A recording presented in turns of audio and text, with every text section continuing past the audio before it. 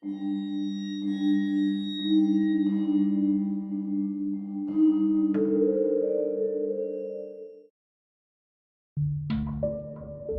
aire en la vecindad siempre había sido estático, un bucle de risas grabadas y conflictos circulares.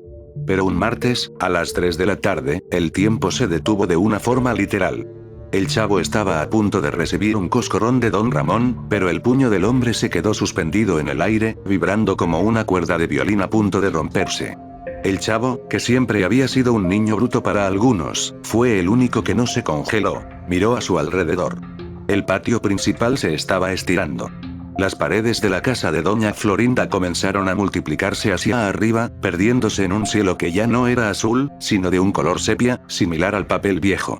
El lavadero se convirtió en una fuente de mercurio líquido.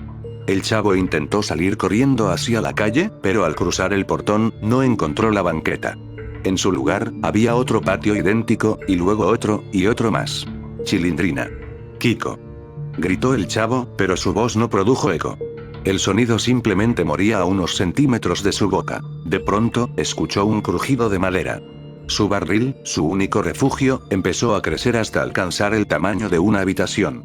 La madera estaba húmeda y caliente, y de las vetas del pino comenzó a brotar una savia roja que olía a hierro. El chavo entró al barril buscando esconderse, pero al cruzar el umbral, se encontró en un pasillo infinito lleno de puertas. Cada puerta tenía un número. 14, 71, 72, pero también números imposibles como 0, -1, e infinitos. Esto no es la vecindad, susurró el niño, sintiendo un frío glacial en la nuca. Esto es lo que hay detrás de las paredes. En el fondo del pasillo, una silueta delgada y extremadamente alta comenzó a caminar hacia él. Tenía un sombrero de copa y un traje negro que parecía hecho de sombras líquidas. No tenía rostro, solo una superficie lisa de porcelana blanca. La figura se detuvo a 3 metros del chavo. El niño, temblando, intentó hacer su garrotera, pero su cuerpo no respondió. Estaba obligado a mirar. De la cara de porcelana de la entidad brotó una voz que sonaba como 1000 hojas de papel rasgándose al mismo tiempo. Señor Barriga, balbuceó el chavo, confundido por la silueta. ¿Es usted? No soy el dueño de los ladrillos, pequeño huérfano, dijo la entidad. Soy el dueño del tiempo que han desperdiciado en este bucle. Durante décadas, han vivido el mismo día, han sufrido las mismas penas y han reído con las mismas bromas. Pero la energía del vacío se ha agotado. He venido a cobrar la renta de sus almas. El chavo vio cómo, a través de las puertas del pasillo, empezaban a salir versiones distorsionadas de sus vecinos. Un Kiko con la mandíbula desencajada que repetía mami en un tono de ultratumba. Una doña Florinda cuyas manos eran ahora ceniza volante. Y un don Ramón que se desvanecía como el humo de un cigarrillo eterno. ¿Por qué yo no estoy congelado?, preguntó el chavo con lágrimas en los ojos. Porque tú eres el eje, respondió el cobrador. Tú eres el único que nunca tuvo nada, y por lo tanto, el único que no tiene nada que perder. Tú eres el error en el algoritmo de esta vecindad. Para que el mundo exterior siga girando, este microcosmos debe ser digerido. La entidad extendió una mano de dedos infinitos. En la palma, el chavo vio una torta de jamón, pero no era comida. Era un objeto brillante, un núcleo de luz que contenía todos los recuerdos felices que el niño alguna vez imaginó. Si te la comes, aceptarás ser el nuevo arquitecto de este infierno, dijo la sombra. Si la rechazas, todos desaparecerán en el gran olvido. Incluyéndote a ti. El chavo no aceptó la torta. En un acto de rebeldía, pateó la mano de la entidad y salió corriendo por el pasillo. Entró por la puerta marcada con el número 0. Se encontró cayendo por un pozo oscuro hasta aterrizar en una habitación llena de archivadores metálicos que se extendían hasta donde alcanzaba la vista. En el centro de la habitación, sentado en una silla de madera vieja, estaba el profesor Girafales. Pero no era el maestro galante de siempre. Estaba demacrado, sus ojos estaban cosidos con hilo negro y sus manos escribían frenéticamente en una máquina de escribir que no tenía teclas, sino dientes humanos. Maestro. Ayúdeme.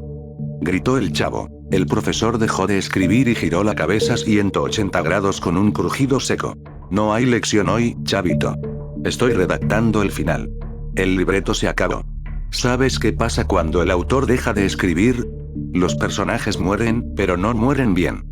Se quedan atrapados en las tachaduras. Girafales señaló hacia un rincón oscuro.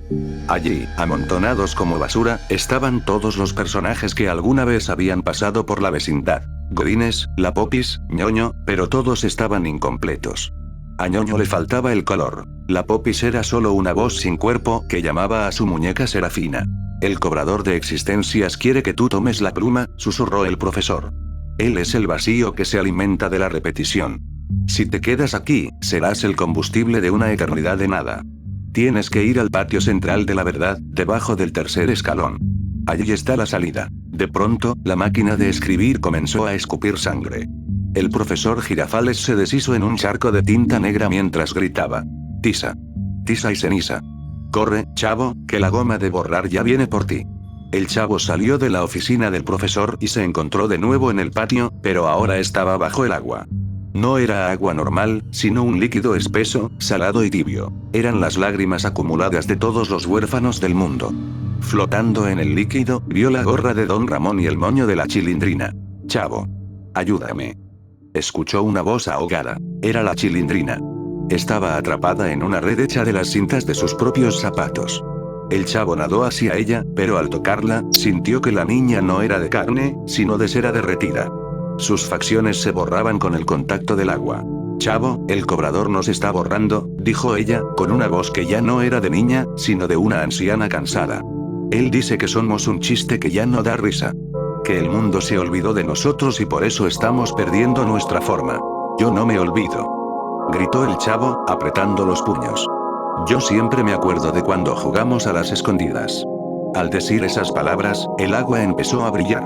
El chavo comprendió que el recuerdo era el único escudo contra el borrado. Pero la corriente se volvió violenta. Una sombra gigantesca pasó por debajo de ellos. No era una criatura, era la forma del barril, convertido ahora en un leviatán de madera que buscaba tragarse los restos de la vecindad. Suéltate, Chilindrina. Ordenó el chavo. Tenemos que llegar al escalón. Pero la Chilindrina solo sonrió tristemente y se dejó disolver en el líquido. Antes de desaparecer, le entregó una moneda de cartón. Para tu torta, chavito, en el otro lado. El chavo emergió del agua de lágrimas y se encontró en el tercer escalón del patio. El mundo a su alrededor era ahora un collage de recortes de periódico y escenas de televisión en blanco y negro que parpadeaban violentamente. El señor Barriga, ahora con el cuerpo hecho de monedas oxidadas, le bloqueaba el paso. Paga la renta, chavo, dijo el señor Barriga, y cada palabra hacía que una moneda cayera de su boca y se deshiciera en polvo. Paga por cada vez que me golpeaste sin querer queriendo. Paga por el espacio que ocupaste en un mundo que no te quería. Yo no tengo dinero. Respondió el chavo, retrocediendo hacia la pared. Entonces paga con tus órganos, dijo el hombre de monedas, mientras su maletín se abría para revelar una colección de corazones de peluche que latían débilmente. Necesito un motor nuevo para seguir cobrando en la eternidad. El chavo recordó la moneda de cartón que le dio la Chilindrina. Se la extendió al señor Barriga. Tenga, es lo único que tengo. Vale por un recuerdo feliz. El señor Barriga tomó la moneda de cartón. Al tocarla, el óxido de su cuerpo desapareció y volvió a ser el hombre gordo y amable de siempre, por un breve segundo. Sus ojos recuperaron el brillo. Gracias, chavo, hacía mucho que nadie me pagaba con algo real. Pasa. El escalón está flojo. Debajo está el motor de la ficción. El señor Barriga se desvaneció en una lluvia de confeti dorado. El chavo se arrodilló frente al tercer escalón y, con sus uñas sangrantes, empezó a remover la piedra. Debajo del escalón no había tierra. Había un mecanismo de relojería gigante, hecho de latón y huesos, que giraba con un chirrido insoportable. Era el corazón de la vecindad. Engranajes marcados con nombres. Hambre, malentendido, envidia, perdón. Todos los engranajes estaban trabados por una sustancia negra y pegajosa que parecía petróleo. Es el odio de la gente, dijo una voz a sus espaldas. Era doña Clotilde, la bruja del 71. No tenía su vestido azul, sino una túnica de gasa blanca. Parecía joven, casi radiante. La gente nos mira para reírse de nuestra miseria, chavo. Ese sentimiento negativo se acumuló aquí abajo durante años. El mecanismo se detuvo porque ya nadie nos mira con amor, solo con nostalgia amarga o burla. ¿Cómo lo arreglo?, preguntó el chavo, metiendo la mano entre los engranajes, sin importarle que el metal le cortara la piel. Tienes que darles algo que nunca estuvo en el guión, dijo doña Clotilde. Tienes que romper el ciclo. Tienes que ser feliz, chavo. Pero de verdad. No una risa grabada. Una felicidad que destruya la lógica de este lugar. El chavo cerró los ojos. Intentó pensar en algo feliz. Pensó en la torta de jamón, pero la imagen se desvaneció. Pensó en su mamá, pero no tenía rostro.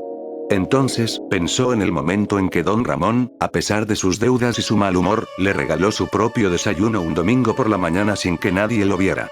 Ese acto de bondad pura, fuera de cámara, fue la chispa. El motor soltó un vapor blanco y los engranajes empezaron a girar al revés. El giro inverso de los engranajes provocó un cataclismo. La vecindad comenzó a desmoronarse como un castillo de naipes. El cielo sepia se rasgó, revelando el vacío absoluto. Una negrura estelar donde no había sonido ni luz. El cobrador de existencias apareció de nuevo, pero ahora su máscara de porcelana estaba agrietada. Has destruido la simulación. Rugió la entidad. Sin el bucle, no sois nada. Os perderéis en el espacio entre las historias. Prefiero no ser nada que ser un juguete de madera, respondió el chavo, mientras sus pies empezaban a flotar. Vio a don Ramón, que ya no era una sombra, sino un hombre real, con arrugas y cansancio genuino. Ramón le tomó la mano. Vámonos de aquí, chavito. Este set de grabación ya no nos aguanta. Juntos, empezaron a flotar hacia una luz blanca que se abría en el centro del patio. Pero el barril, poseído por el espíritu del vacío, intentó tragárselos una última vez. Sus tablas de madera se convirtieron en dientes afilados. Don Ramón empujó al chavo hacia la luz. Corre, chavo. Ve a donde la gente no sepa quién eres. Sé un niño de verdad. No, don Ramón. Venga conmigo. Gritó el chavo. Yo ya morí hace mucho en el mundo real, chavito, dijo Ramón con una sonrisa triste. Yo pertenezco a la memoria. Pero tú puedes ser una idea nueva. Vete. El chavo fue succionado por la luz mientras veía la vecindad comprimirse hasta convertirse en un pequeño punto negro que luego estalló en el silencio. El chavo despertó en un lugar extraño. No había paredes grises ni patios de tierra. Estaba en una ciudad moderna, llena de luces de neón y ruidos ensordecedores. La gente pasaba a su lado sin mirarlo. Llevaba su ropa de siempre, pero ahora los colores eran tan intensos que le dolían los ojos. Caminó por las calles, asustado. Vio carteles con su cara, pero decía en memoria de. Vio a niños usando camisetas con su imagen, pero esos niños no sabían que él estaba ahí, de pie frente a ellos, con el corazón latiendo y las manos sucias. Estoy en el afuera, comprendió. Estoy en el mundo que nos miraba. Entró en un pequeño restaurante. El olor a comida real casi lo hace desmayarse. Se acercó al mostrador. Un hombre joven lo miró y se quedó pálido.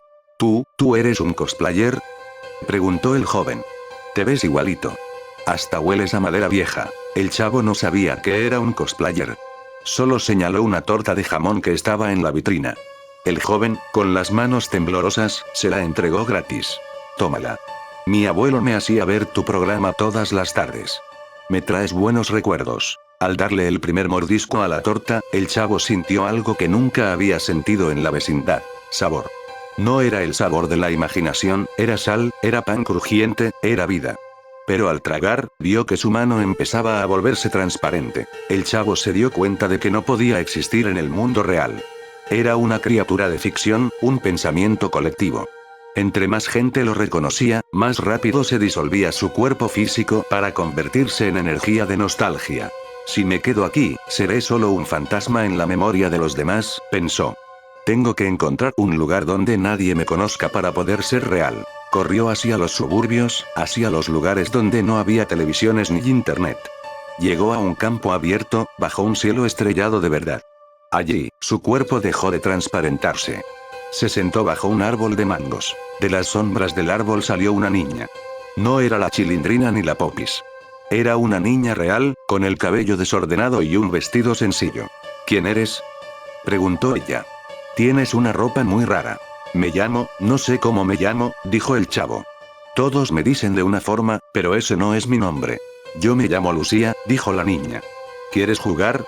Tengo una pelota, pero no es de plástico, es de cuero viejo. El chavo aceptó. Jugaron durante horas. Por primera vez, el chavo no recibió un golpe, no fue insultado, no tuvo hambre. La niña no lo veía como un icono, lo veía como un amigo. En ese momento, el chavo dejó de ser el Chavo del 8 y se convirtió en un niño. Su ropa cambió. Sus pantalones rotos se transformaron en jeans sencillos y su gorra desapareció, revelando un cabello castaño y sano. Pero la paz no duró mucho. El cielo se volvió sepia por un instante. El cobrador de existencias no se había rendido. Había cruzado la brecha entre los mundos.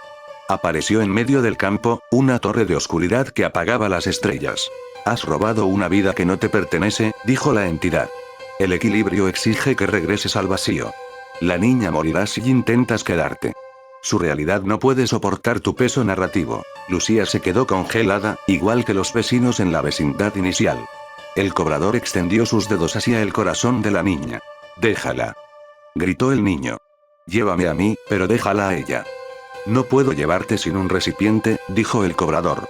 Si quieres salvarla, debes volver a la vecindad. Pero esta vez, no será un bucle de comedia. Será un bucle de olvido total. Serás el único habitante de una vecindad infinita en la oscuridad. El niño miró a Lucía. Miró el mundo real, con sus colores y sus sabores. Luego, miró hacia su interior. Comprendió que su destino siempre fue el sacrificio.